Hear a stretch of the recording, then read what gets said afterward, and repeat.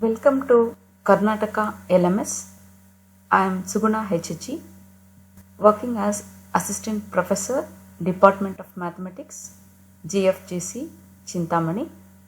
In this video, I am presenting you BSc Mathematics Paper 2, Unit 1, Group Theory, Introduction. Groups are simple algebraic structures with one binary operation.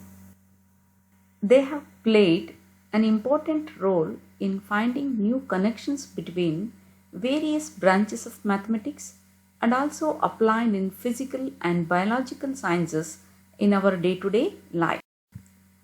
In this chapter, we study about the binary operation, examples, definition of a group, properties of group, abelian groups and their properties, subgroups, and problems on subgroup. In this session, we are going to learn about binary operation.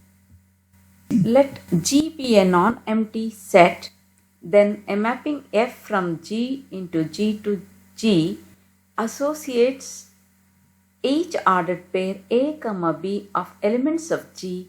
A unique element A star B of G is called a binary operation on G.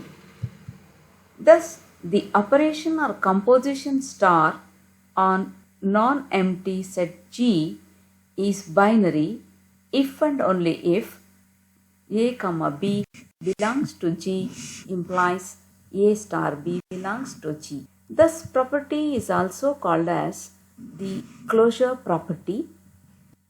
For all A, B belongs to G, if A star B belongs to G, then we say that G is closed with respect to this operation.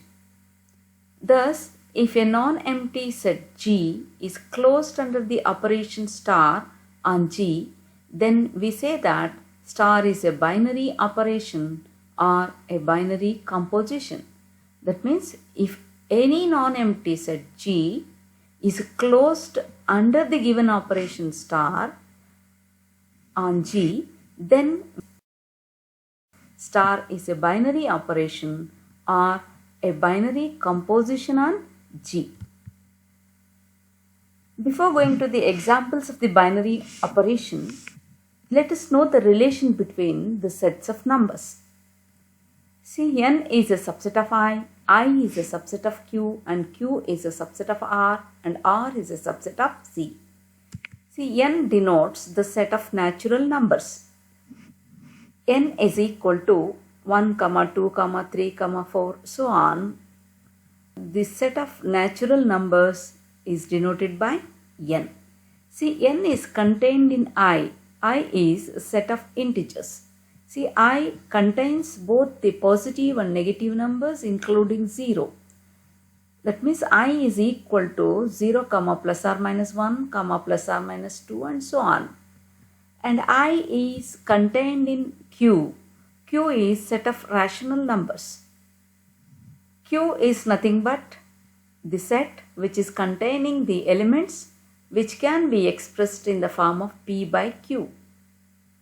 And also we have irrational numbers, the numbers which cannot be expressed in P by Q, for example root 3, root 5, these numbers, that is denoted by Q dash. Here I have not shown the set Q dash. Q dash is also a subset of R. R is a set of real numbers which contains both the rationals and irrationals. Here in the figure it is very clear that N, I and Q are contained in R. That means N, I and Q are subsets of the set R. And R is a subset of the complex numbers. Complex numbers is the biggest set. Here the numbers are in the form of x plus iy, where x is a real part and iy is the imaginary part of the number. All the numbers that are the real numbers, rational numbers, irrational numbers, integers and natural numbers are present in the set of complex numbers. Complex numbers is the biggest set which contains all these sets. Now based on this, let us define binary operations. Addition operation plus and multiplication operation star are binary operations on set n of all natural numbers. Let us show how these addition and multiplication are binary operations on set n. Since A belongs to n and B belongs to n implies A plus B belongs to n. This is nothing but A and B are natural numbers, their sum is again a natural number. And even the product A into B is also a natural number. In particularly, 2 belongs to n, 5 belongs to n implies 2 plus 5 is equal to 7. Means sum of two natural numbers is again a natural number. And the product 2 into 5 is equal to 10. 10 belongs to n.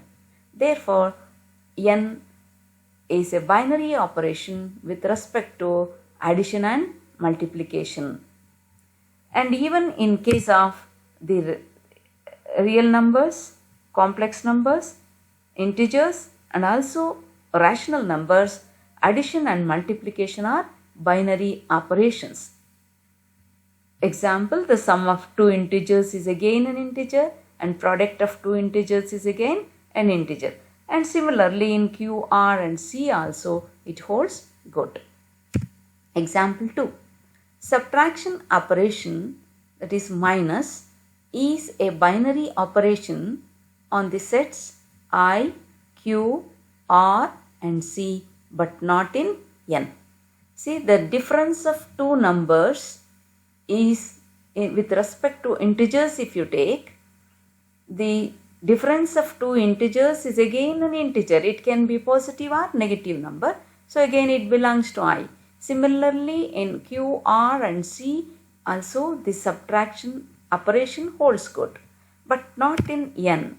Why? Because A belongs to I and B belongs to I implies, that is A minus B belongs to I. So for all A comma B belongs to I, the difference is also belonging to I. Similarly in case of rational numbers, the difference of two rational numbers is again a rational number, and even in case of real numbers is also it holds good. Complex numbers also, the difference of two complex numbers is again a complex number, but it does not holds good in set of natural numbers. Why? See, 4 belongs to n and 5 belongs to n implies 4 minus 5, that is equal to minus 1. See, minus 1 is a negative number which is not present in n. Minus 1 does not belongs to n. Therefore, the subtraction is not a binary operation on n. Third one, division operation is a binary operation on the sets Q minus 0, R minus 0 and C minus 0. That means excluding zeros from Q, R and C, the division operation holds good. But it is not a binary operation on n, I, Q, R and C. Since for all A belongs to n and B belongs to n, then A divided by B is equal to A by B. It is a fraction which does not belongs to n. N contains 1, 2, 3 and all. So A by B does not belongs to n. If A belongs to I and B belongs to n, then A divided by B is a fraction. I does not contains fractions. So A by B does not belongs to I. So the division is not a binary operation on I. A belongs to Q, B belongs to Q, then A divided by B is equal to A by B, which does not belongs to Q. Why? Because A by 0, see, if you take B is equal to 0, then A by 0 is an indeterminate which is not present in Q. Therefore, Q is in Q it is not satisfied.